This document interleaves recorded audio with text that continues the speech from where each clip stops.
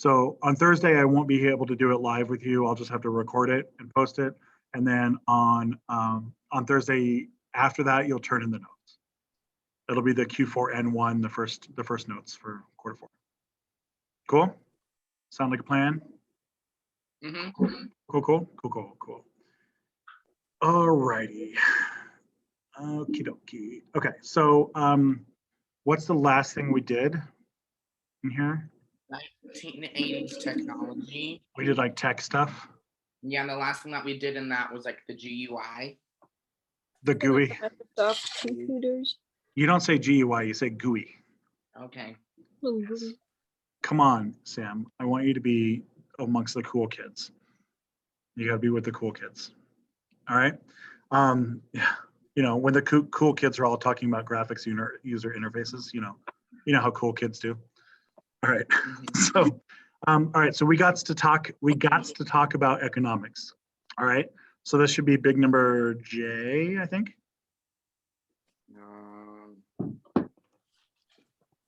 Emma's saying no. E. Yeah, I think it is E. Sure. E sounds good. We'll go with E. I was just making up a letter. All right. So big number E. E stands for Reaganomics. Ooh, E stands for economics, not economics, Reaganomics. Okay. So Reaganomics, I've told you a couple times that Ronald Reagan was a transformative president, right? He's one of these big benchmark transformative presidents. And this is probably the number one thing that reason why he's transformative is his economic policy.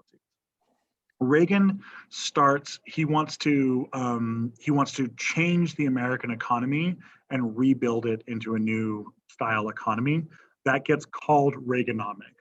It's not his word, it's the word that the word that the media uses, but it sticks. Okay. So we have 4 pillars of Reaganomics. So you could put in your notes, you'd put goals of Reaganomics, and then underneath there, we're going to make a list 1, 2, 3, 4.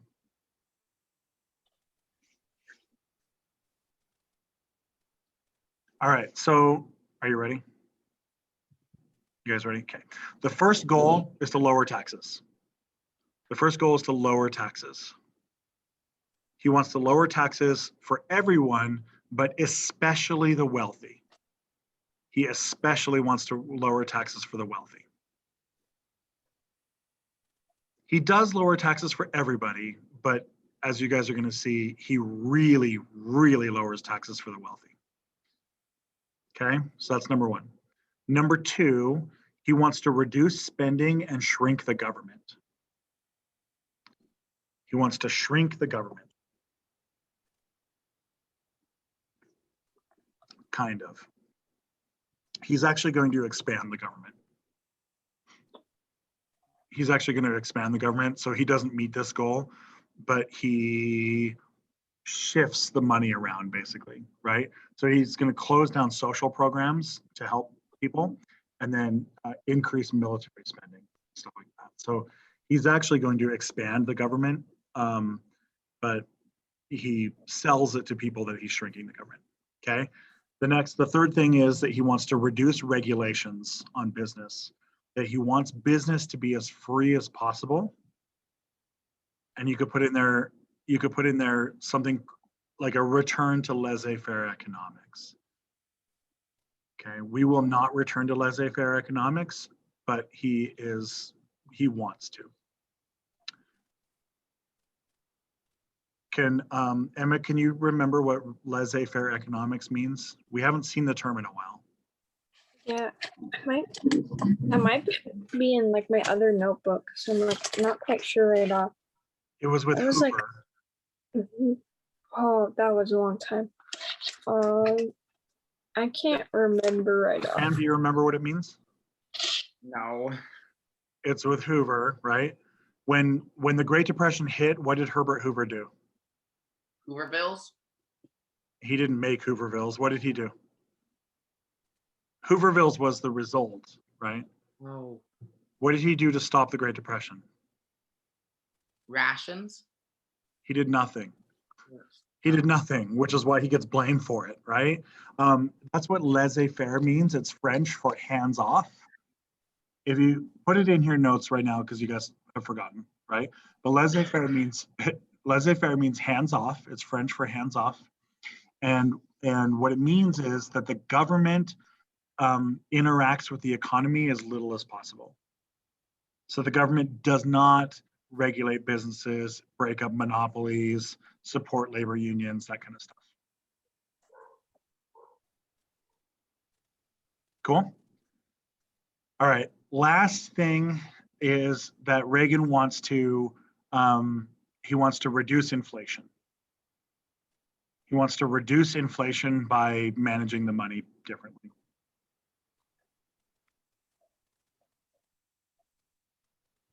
Okay. So what Reagan does is he does succeed on some of these things. Okay. Reagan does lower the taxes a lot, and he lowers the taxes quite a bit. What he does is he lowers the taxes on the wealthiest the most.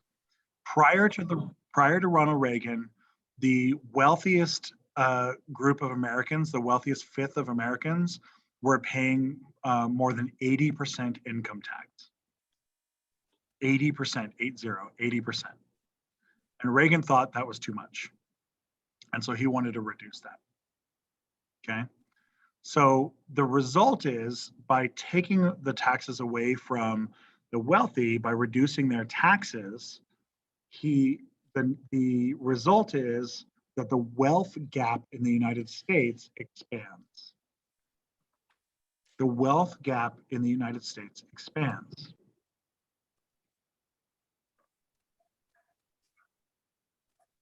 So you can look at the graph here, okay?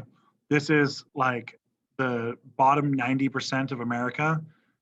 Since Reagan is 1980, 81 is his tax cut, right? Since 1981, the bottom 90% of Americans have raised their income 22%. 22%, okay? The top 1% of Americans has raised their income 157%, and the top 0.1% of Americans have raised their income 343%. Okay, this is really prior to this, the top fifth of America and the bottom fifth of America were kept pretty close. Were kept pretty close together, and now they're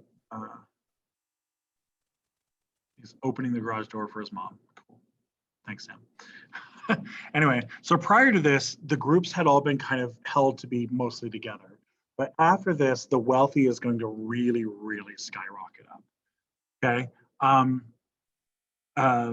This is because of Reagan, right? All right. Let's see what else we need on Reagan. All right. Attached to Reaganomics is we need to get the concept of trickle-down economics. Trickle-down economics. This is what Reagan calls his plan, trickle-down economics. Basically what this plan is Reagan says, if I reduce the amount of taxes on the wealthiest people on the very, very top, that they will spend that money on jobs and things for people who believe need them. Okay? That by giving more money to the people on the top, those people on the top will expand companies, they will build businesses, they will hire people, you'll end up getting a lot of people more money. Okay. Now think about this way, right? Jeff Bezos, the wealthiest man in the world, right? Jeff Bezos makes, $98 billion last year, or however much he made, right? And compare him to Mr. Veenstra, who made much, much less, right? Mr. Veenstra is negative money on the economy, right? I'm worth negative money because I don't employ anybody and I don't produce anything, right? In fact, I am an expense on the economy. As a teacher, as a public school teacher, I'm an expense, right? Your parents and my parents and everyone else are paying taxes that pay for me, that pay for my salary, right?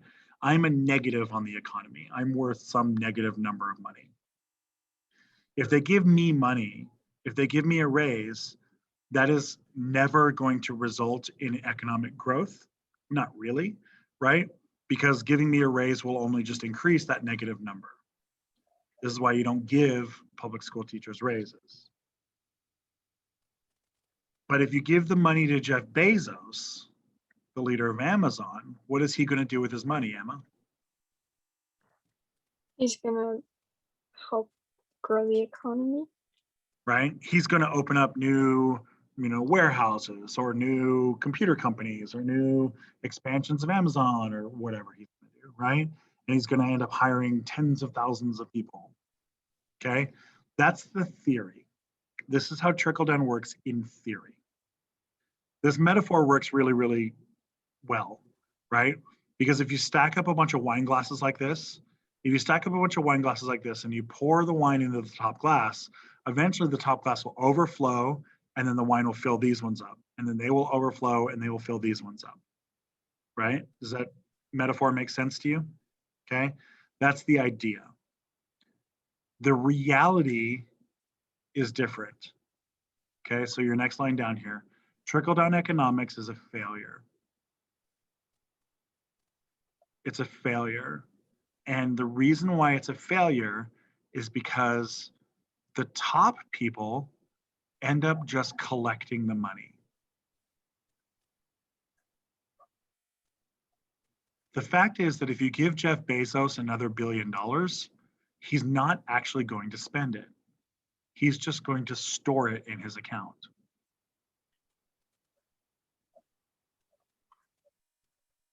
Okay, so in this metaphor here, right, if I'm pouring it in this glass, it trickles down and fills this one and then fills this one. In this case, as I pour it into the glass just gets bigger and bigger and bigger. It doesn't actually help anyone underneath. As it turns out, wealthy people, when you give them more money, they just get wealthier. They don't actually spend their money. They just get richer. Right? And at a certain point, when we're dealing with money that is such a big number, like we're dealing with Jeff Bezos or Elon Musk or Bill Gates, right? When you're dealing with numbers that are so big, these numbers that are so big are just so big that one human can't really, right? If you give me $500,000, what am I going to do with that money? If you give me $500,000, this is a lot of money. What am I going to do? Sam, what am I going to do? You're gonna probably use it on like yourself and like your family and probably keep most of it. I'm going to keep some of it, right? But I'll probably like buy a house, right? Or pay off the house I have, right? I'll buy a house. I'll buy cars. I'll buy stuff, right? If I give Emma, if I give you $10,000, how likely is it that you will still have that $10,000 in 5 years or 10 years? It's probably really unlikely because you're going to be getting all this stuff.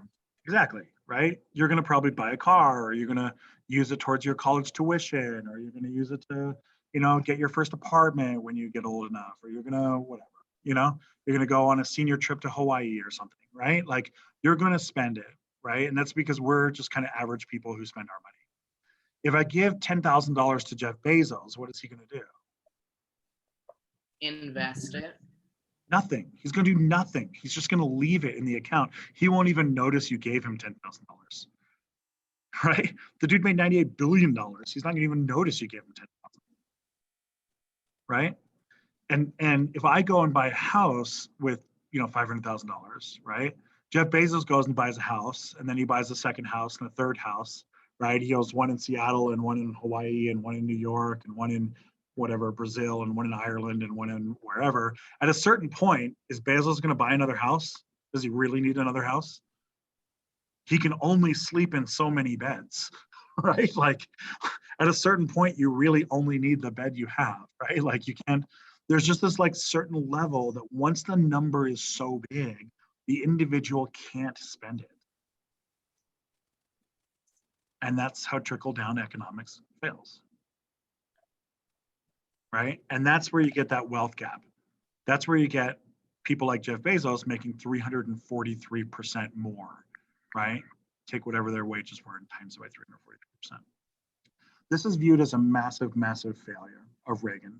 But Reagan is so good at selling it to people that for the next 40 years, everyone thinks like Reagan. Everyone thinks that cutting taxes is the correct thing to do. Everyone thinks that this is the correct thing to do. We're starting to get backlash about it now. The younger generation is really kind of upset about this, right? And we're starting to get backlash about it, but so far that backlash hasn't actually done anything, right? Every president has cut taxes since Reagan, including the presidents who were against Reagan, right? Obama was probably the most anti-Reagan president we've had since Reagan, probably, and Obama still cut taxes. That was still his solution, was to cut taxes. So none of them are going to raise taxes.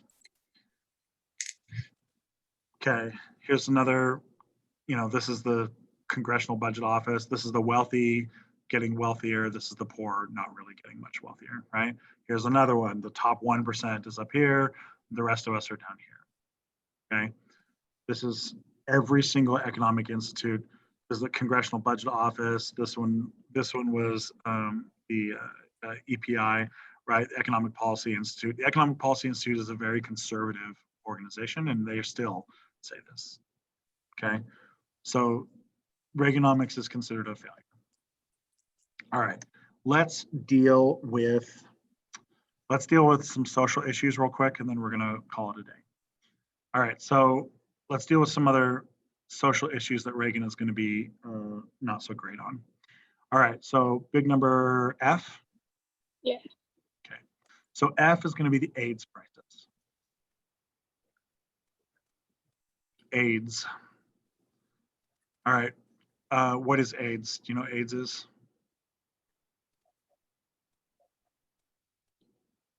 You've not ever heard of AIDS? Like I've heard of it, but is it like an STD? I'm not sure 100% what it is or how it's gotten and things. Okay, so AIDS is a syndrome. It's technically a syndrome, and it stands for Acquired Immunodeficiency Syndrome. Acquired Immunodeficiency Syndrome. Okay, are you going to ask what a syndrome is, Sam? Is that why you unmuted yourself? So a syndrome is a collection of diseases. Okay, so whenever you get two diseases that are working together, that's a syndrome. Does that make sense? All right. AIDS comes from HIV. HIV is the virus. That's the virus that people get. So HIV is human immunodeficiency virus. No, that's not right. Oh, I forgot what HIV stands for. HIV. No, it's human immunodeficiency virus. Yeah. HIV, human immunodeficiency virus. Yeah, it is. Okay. All right, I'm right. Yeah, it is human immunodeficiency virus. All right, so HIV is a virus. HIV is a virus that is transmitted by blood or sex fluid. Okay, it's transferred by blood or sex fluid or breast milk. I'm sorry, blood, sex fluid, breast milk, or in utero. Okay, so you cannot transmit it from like saliva or sweat, right? It has to be blood, semen, vaginal discharge, breast milk, or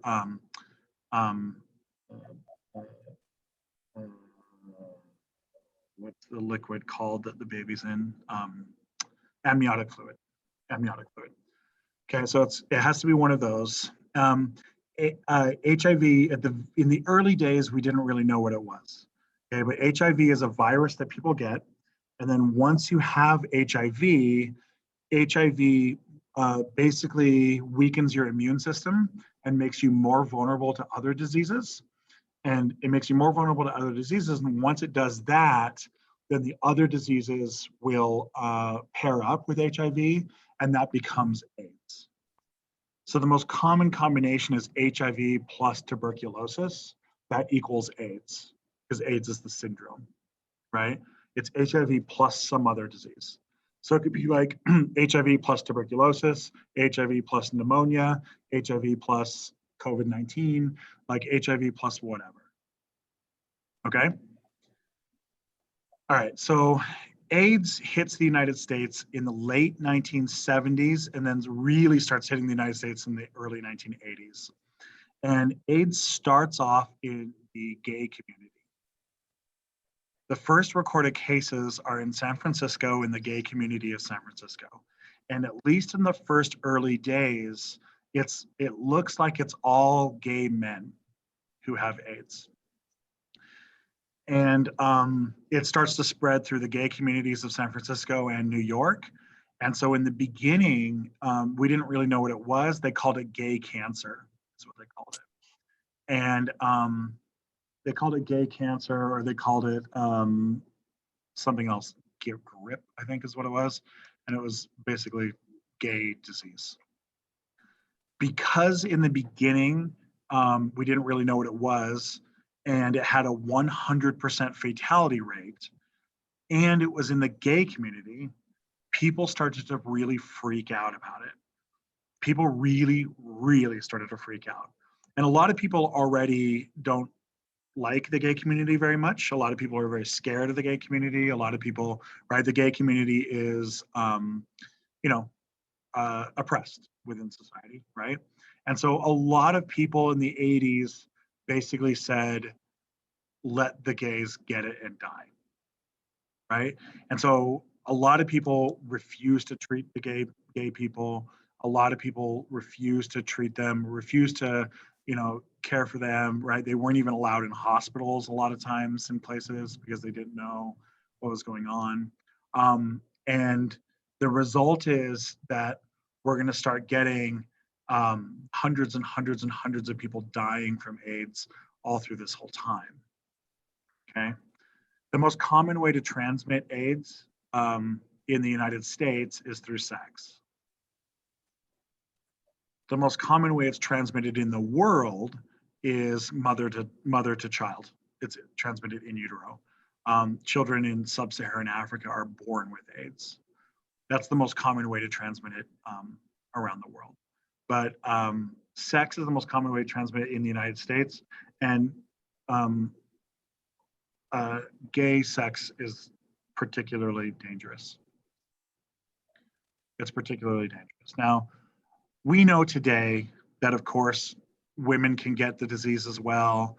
We also know today that women can pass the disease on to men. We also know, right? Like, we know that the disease can be passed through vaginal fluids or breast milk, right? Or amniotic fluid. We know that it can be passed through from women to women, women to men, women to whoever, right?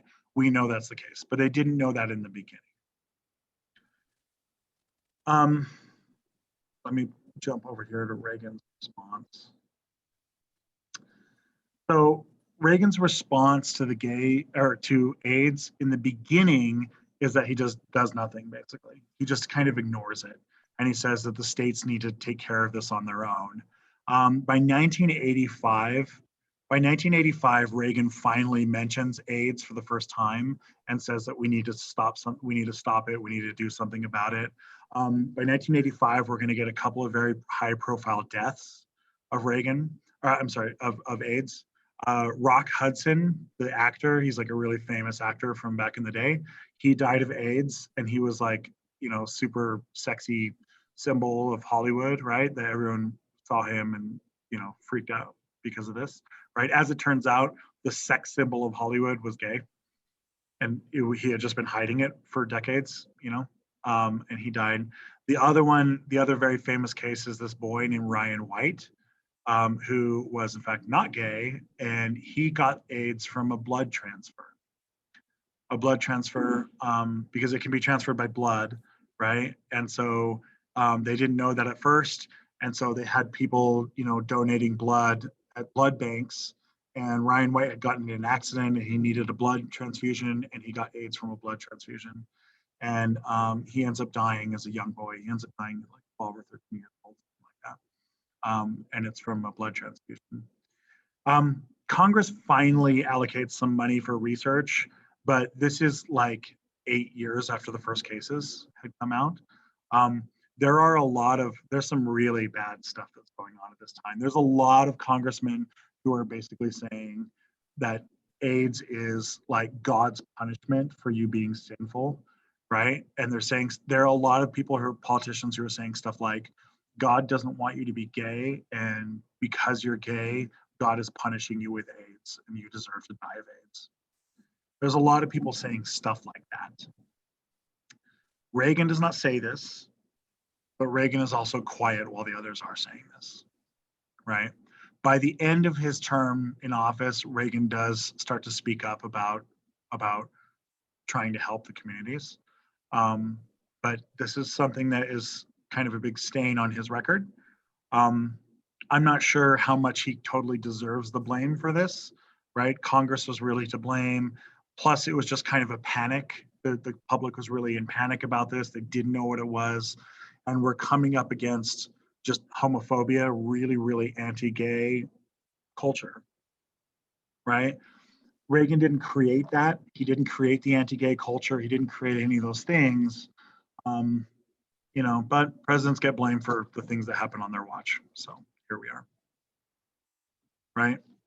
Trump didn't create COVID-19, but he still gets blamed for it, right? Well, Reagan didn't create AIDS, and he still gets blamed for it, right? This is what happens. This is the nature of being a politician.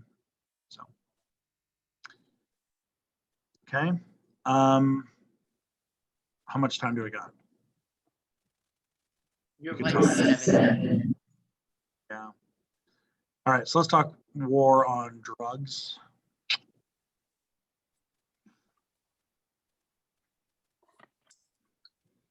Okay, let's talk war on drugs. All right, all through the 1980s, crime in the United States was through the roof. Yeah, make a new letter. Make a new number, Sam. Was that what you're asking? G. G? Yep. G stands for war on drugs. All right, so G, war on drugs.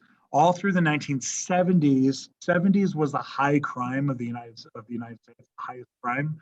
And then crime is going to remain very high all through the 80s and into the early 90s. But crime was a real, real problem in the country for this time period. And the biggest reason why crime was such a big problem for the country is the war on drugs. Prior to the 1970s, we had fewer laws. We just didn't have very many laws. Like a lot of things weren't criminal, right? Like if I were to drink alcohol in a city park in 1970, that wasn't a crime. I could just drink in a city park, right? But by 1980, it's illegal to drink in a park. So now I'm being arrested for doing the thing that I had already been doing. Does that make sense? Right? We're increasing the number of laws all through the 70s and 80s. And so by increasing the number of laws, we're also increasing the number of police, and we're also in turn increasing the number of criminals. It's not that the people of the 80s or 90s were just like particularly more criminal. Like that's not really the case. There is a little bit of a bump, but not really. The biggest bump is just that stuff that wasn't illegal now is. Reagan really, really leans into the war on drugs. This is something that he really, really championed. He ran on the ticket of being a law and order president, and he really, really pushed all the states to arrest as many drug criminals as they could find. The result is that we're going to get a huge epidemic of drug use in the United States. Okay, we're going to get what we call the crack epidemic. The crack epidemic is a type of cocaine. Okay, so crack and cocaine are the same drug. The difference is that cocaine is a powder form and crack is compressed and it's like crystal form. Okay, so cocaine, people snort it in their nose normally as a powder, and crack, people melt it in a pipe and smoke it in a pipe, right? But they are chemically the same drug. They're just it's the equivalent of like taking a Coca-Cola and then freezing it and making ice cubes, right? One of them you crunch, one of them you drink, right? It's chemically the same thing. The difference here, so the crack epidemic, crack is the form of cocaine that is popular amongst the African American community. African Americans like the crack more, right? Or those communities, they don't like it. That's not the right way to say it. They use crack more, okay? White communities tend to use cocaine, the powder. The justice system of the 1980s pushes for crack to be labeled as a different drug. And so they increase the sentencing on crack by 100 times more harsh than the sentencing on powder cocaine. The result is that we're going to get massive increases in African Americans being arrested and massive increases in African Americans being arrested and sentenced to much longer trials. So we're getting situations where, a white person arrested with powder cocaine gets sent to jail for like 6 months, where a black person arrested with the same amount of crack cocaine is being thrown in jail for 20, 30, 40 years.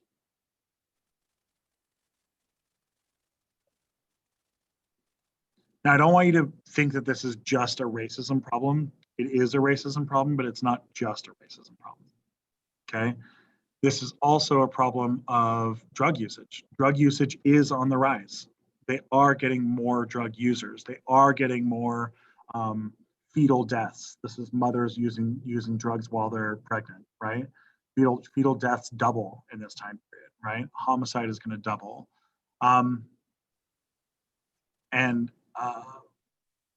Anyway, so this is going to be a huge, huge problem, right? This is going to be also considered one of the biggest failures of the time period.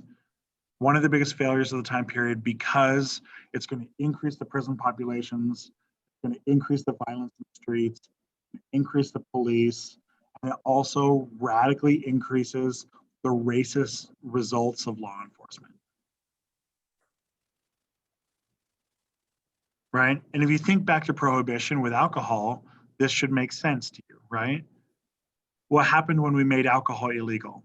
Did it lower crime? No. What happened? It got up. People kept getting alcohol anyway and It finding. skyrocketed. Yeah. Exactly, right? It skyrocketed because people just kept drinking, right?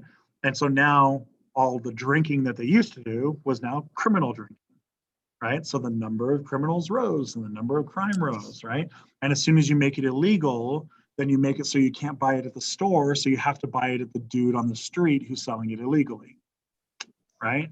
And as soon as you have a bunch of dudes selling things illegally, those dudes start carrying guns to defend themselves. And here we go, right? Making alcohol illegal raised the crime rate of the 1920s and 30s. Making drugs illegal raises the crime rate of the 80s, 90s.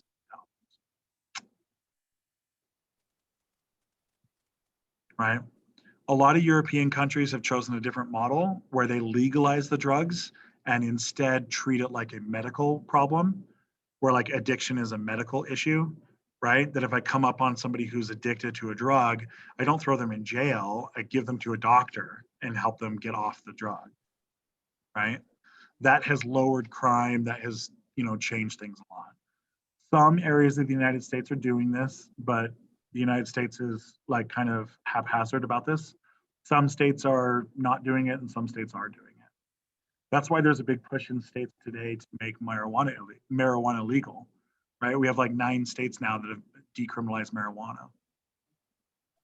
And in all of those states, the level of crimes have gone down because you're legalizing a previously illegal behavior. Okay. I think this is a good place to stop on this. And then next class period, we're going to end the Cold War. We're going to end the Cold War and we're going to finish off Reagan. Cool? Cool. I'll just post the video. I won't see you guys live on Thursday. I'm turning in all the clothes that I've been collecting. I'm I'm having to transport about 15,000 pounds of clothes on Thursday afternoon. So like I have to like, yeah, it's a lot. I have to like rent moving trucks, and I have a bunch of volunteers and stuff who are going to be helping. Wait, so you just have 15,000 pounds of clothes at your house? At my house, I have about 8,000, 8 or 9,000 pounds. And then we're picking up another like 5,000 pounds from somewhere else. So Wow. it's a lot. That's quite a bit. Okay, I'll see you guys later. I'm going to let my seniors in.